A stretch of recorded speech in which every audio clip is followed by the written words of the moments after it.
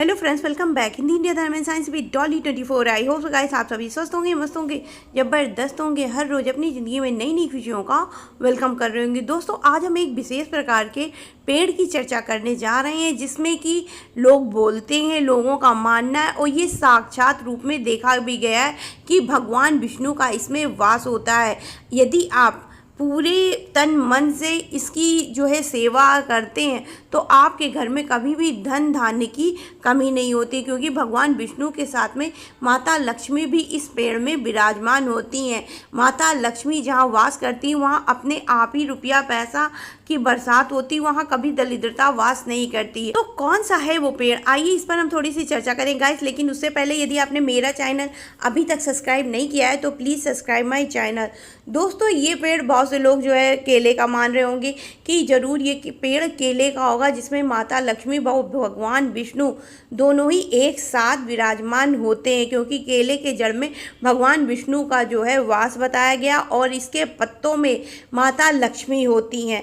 लेकिन मैं आज केले के पेड़ की बिल्कुल भी बात नहीं कर रही हूँ। माता लक्ष्मी सिर्फ केले के पेड़ में ही भगवान विष्णु के साथ विराजमान नहीं होती हैं, बल्कि माता लक्ष्मी एक ऐसा विशेष प्रकार का पौधा होता है जो कि रात्र में बिजली की भांति चमकता है। इसकी जो मोती होते हैं वो बिजली की तरह चमचमाते हैं। यदि आप अंधेरे में इस पेड़ को देखेंगे ना तो ये पेड़ कुछ इस तरह से चमचमाता है जैसे कोई अलौकिक दिव्य शक्ति है। और ये पेड़ कुछ कोई और नहीं, बैजंती का पेड़ होता है और इसकी मोतियाँ रात में कुछ इस प्रकार से झिलमिलाती हैं, रोशनी देती हैं जैसे कि ये कोई अलौकिक दिव्य शक्ति है। और बैजंती की अगर हम बात करें तो बैजंती का पौधा भगवान श्री हरि विष्णु ने स्वयं अपने हाथों से लगाया था, स्वर्ग लोक से ला करके। और इसकी मोतियाँ अक्सरतर आप आजकल के टाइम में अगर अप्रैल के महीने में ज़्यादातर इसकी मोतियाँ दिखती हैं, मिलती हैं।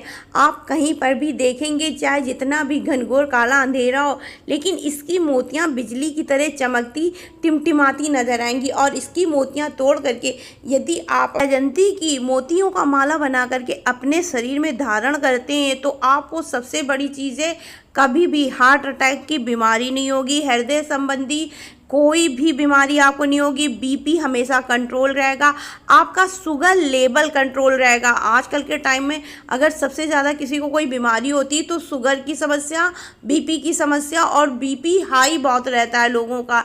किसी का या तो एकदम लो होगा तो किसी का बिल्कुल हाई वालों के लिए ये मोती बहुत ज़्यादा फ़ायदेमंद है और लो वालों के लिए भी, क्योंकि ये हमेशा आपका बीपी कंट्रोल रखता है।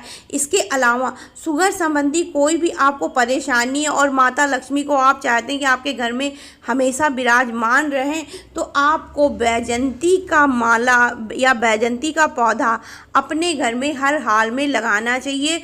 और आजकल के मतलब अप्रैल मई में इसकी मोतियां आपको आराम से कहीं पर जहां पर बैजंती की मोतियां मिलती हो, बैजंती का माला मिलता हो, ख़ास तौर से उस जगह आप ज़रूर जाइएगा जहाँ पर बैजंती का पेड़ हो। आजकल के टाइम में इसकी मोतियाँ झड़ करके अपने आप से ही ज़मीन पे गिर जाती हैं। और यदि आप पकी हुई मोतियाँ, देखिए कच्ची मोती अगर आप उठाते हैं तो वो जो है कुछ लकड़ी टाइप की होती, आसानी से आपके दांत से हाथ से टूट जाएगी। लेकिन अगर आप पकी हुई मोतियां बैजंती की उठाएंगे तो वो एकदम पत्थर जैसी होती और आसानी से टूटती नहीं है। और उनके बीच में एक लकड़ी के उसका जो है छेद, एक लकड़ी से छेद होता, उसी लकड़ी को निकाल करके जब आप मोती तोड़ते हैं तो उस लकड़ी को आपको निकालना होता और बस वो जो लकड़ी वहाँ से आप निकालते हैं उसी जगह आपको छेद मिल जाता, उसी को सुई में डाल के आप